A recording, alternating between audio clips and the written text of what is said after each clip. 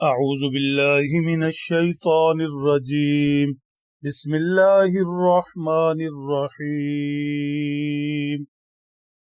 لا يحب الله الجهر بالسوء من القول إلا من ظلم وكان الله سميعا عليما إن تبدوا خيرا أو تخفوه أو تعفوا عن سوء فإن الله كان عفوا قديرا صدق اللہ العظیم۔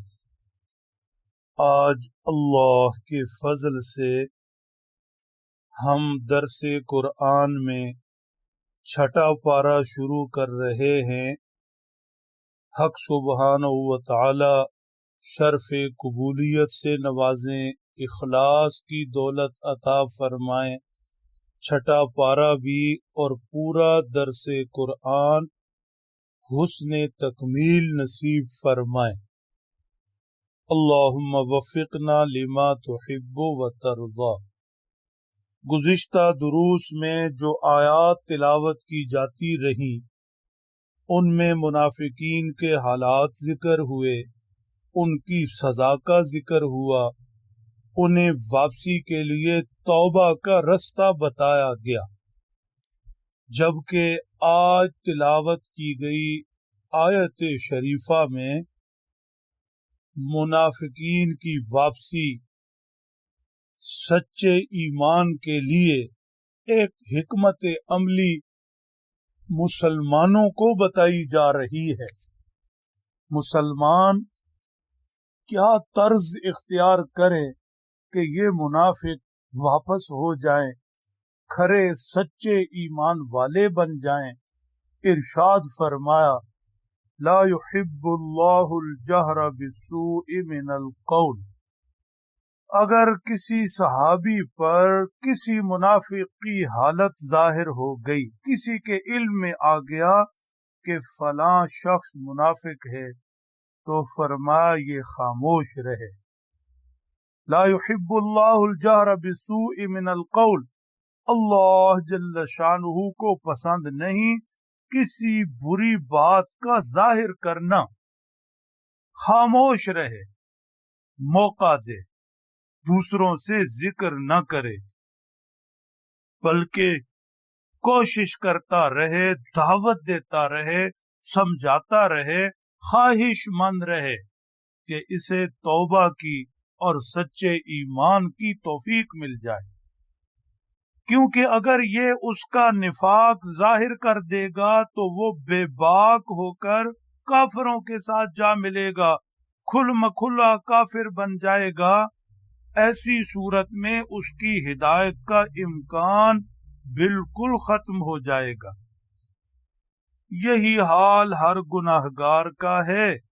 بندے کو چاہیے کہ جب کسی مسلمان بھائی کا عیب اور گناہ اس پر ظاہر ہو تو اسے چھپائے، اس پر پردہ ڈالے۔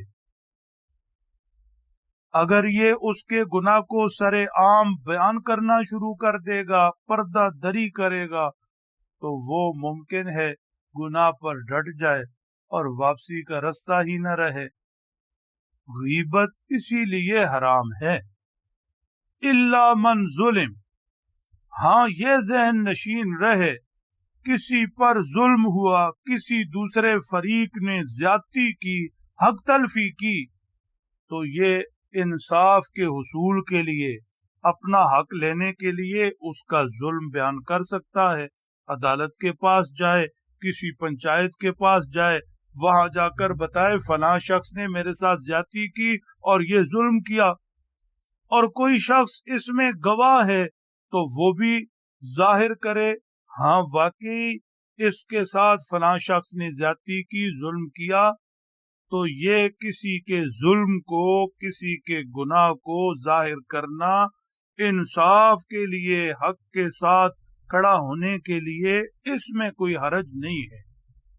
وَكَانَ اللَّهُ سَمِيعًا عَلِيمًا، اللہ سننے والے، اللہ جاننے والے، لہذا جس نے جو کیا وہ اللہ دیکھ رہے جانتے، جس نے جو بولا اللہ سن رہے جانتے، ہر ایک کو اس کے قول و فعل کی جزا ملے گی یا سزا ملے گی۔ دوسری آیت شریفہ میں ارشاد ہے، ان تبدو خیرا او تخفو او تعفو عن سوء فإن اللہ کان عفوا قدیرا۔ بھلائی کا کام، خیر کا کام، نیکی کا کام چھپ کر کرے یا علانیہ کرے، رب کی رضا مقصود ہو، دونوں بہتر ہیں۔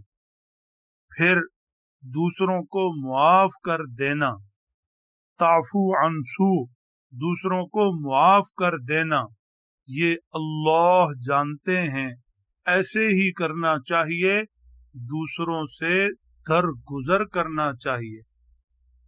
گزشتہ آیت شریفہ میں ذکر تھا کسی پر ظلم ہوا تو حق لینے کے لیے وہ عدالت جائے، پنچایت جائے، بتائے فلاں نے میرے ساتھ زیادتی کی، تاہم اپنے حق کے باوجود ترغیب یہ ہے کہ معاف کر دے، اللہ پر چھوڑ دے، جانے دے۔ اللہ معاف کرنے والوں کو پسند کرتے ہیں۔ اللہ جل شانہ قدیر ہیں، قدیر قدرت رکھتے ہیں، جب کوئی جرم کرے فوراً پکڑ لیں، لیکن قادر مطلق ہونے کے باوجود رب تعالی معاف کرتے ہیں، تو بندوں کو بھی چاہیے کہ ایک دوسرے کو معاف کریں۔